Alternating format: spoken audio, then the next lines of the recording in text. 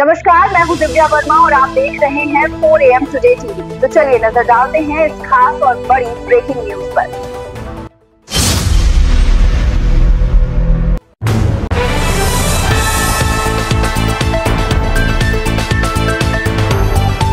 इस वक्त की सबसे बड़ी खबर दिल्ली से आ रही है, जहां अस्पताल निर्माण घोटाले को लेकर प्रवर्तन निदेशालय ने बड़ी कार्रवाई की है।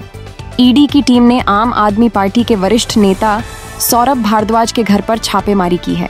सूत्रों के मुताबिक अस्पताल निर्माण परियोजनाओं में भारी अनियमितताओं और फंड के गलत इस्तेमाल के सबूत सामने आए हैं। ईडी के अधिकारी सुबह से ही जांच में जुटे हुए हैं। सौरभ भारद्वाज आम आदमी पार्टी दिल्ली प्रदेश के अध्यक्ष और पूर्व मंत्री हैं। उनके ऊपर आज ईडी ने छापा मारा है। सौरभ भारद्वाज पे जो मामला बनाया गया है वो पूरी तरीके से निराधार, झूठा और बेबुनियाद है। और ये बात मैं इसलिए कह रहा हूं कि जो ये केस बनाया गया है उस वक्त सौरभ भारद्वाज मंत्री ही नहीं थे। तो एक झूठा और बेबुनियाद केस बना के सौरभ भारद्वाज को फंसाने की कोशिश की जा रही है। और हम सबने देखा कि कैसे सत्येंद्र जैन के मामले में 3 साल तक उनको जेल में रखने के बाद सीबीआई ने कह दिया उनके खिलाफ कोई सबूत नहीं। एक झूठा केस सत्येंद्र जैन पे बनाया। आम आदमी पार्टी के नेताओं पे लगातार झूठे केस बना बना के उनको जेल में डालना भारतीय जनता पार्टी मोदी सरकार की एक नीति बन गई, एक उनका रवैया बन गया, हमको दबाने के लिए, हमको झुकाने के लिए। और ये सब कुछ आज क्यों हो रहा है अचानक? क्यों सौरभ भारद्वाज के घर पे आज छापा मार दिया गया? क्योंकि खबर बदलनी है, मुद्दा बदलना है। मुद्दा कल से क्या चल रहा था? मोदी जी की फर्जी डिग्री। मोदी जी की फर्जी डिग्री के ऊपर चर्चा देश में ना हो, इसलिए आज ये ईडी का छापा मार दिया। तो मुझे लगता है कि आम आदमी पार्टी के नेताओं के बारे में, उनकी ईमानदारी के बारे में, सच्चाई के बारे में पूरा देश जान चुका है। और इस तरह से झूठे मुकदमे बना के आप उनको परेशान नहीं कर सकते, झुका नहीं सकते, रोक नहीं सकते। ऐसी तमाम कोशिशें चाहे वो मोदी कर ले, अमित शाह कर ले, बीजेपी कर ले, वो कामयाब होने वाली नहीं। जय हिंद। सौरभ भारद्वाज जी के यहाँ ईडी की रेड क्यों पड़ी?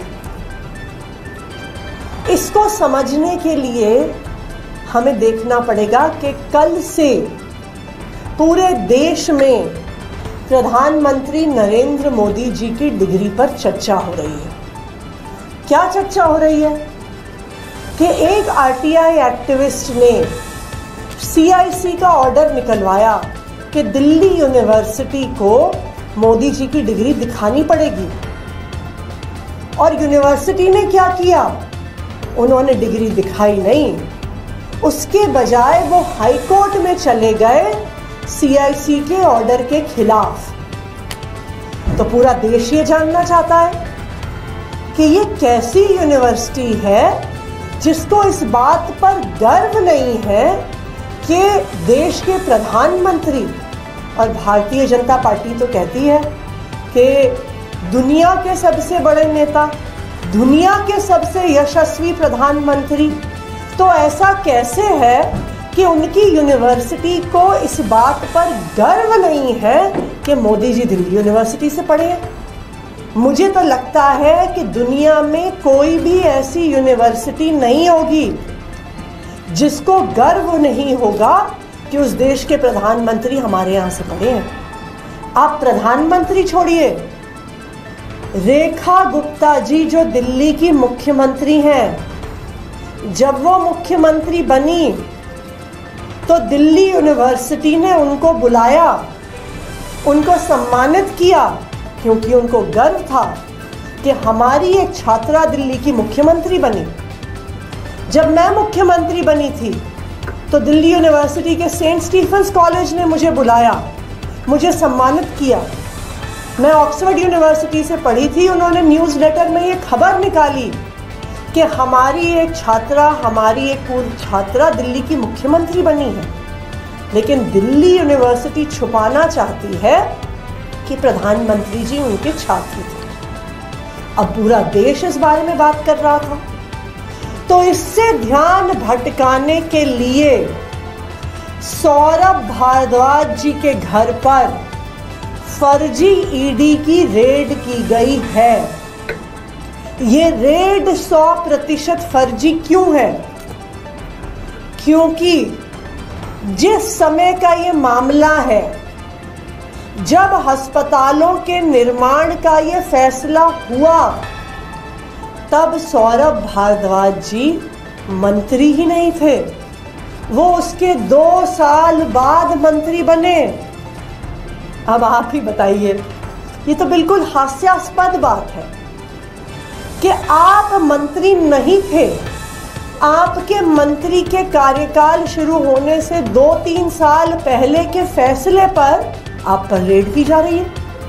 ये तो ऐसी बात हो गई कि कोलगेट स्कैम या 2G स्कैम पर मोदी जी के घर पे रेड हो जाए, Commonwealth game scam, CNG fitness scam जो कांग्रेस के समय के मामले थे, उन पर रेखा गुप्ता जी पर रेड हो जाए।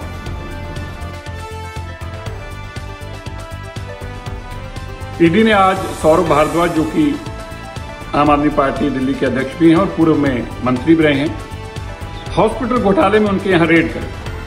क्या है हॉस्पिटल घोटाला?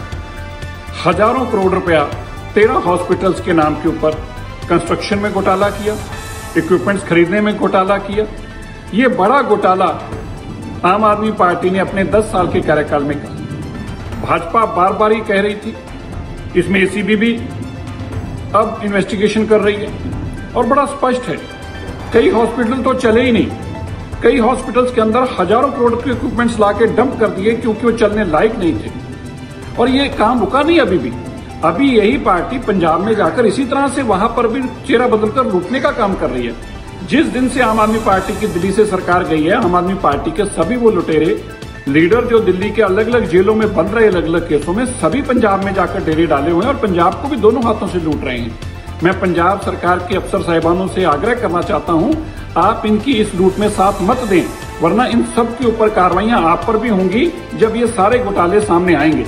मैं ईडी की इस कार्रवाई का जहां वेलकम करता हूं, वहीं उम्मीद करता हूं कि जो पंजाब में भी घोटाले हो रहे हैं, सरकार और ईडी तुरंत उन पर भी कार्रवाई करेगी।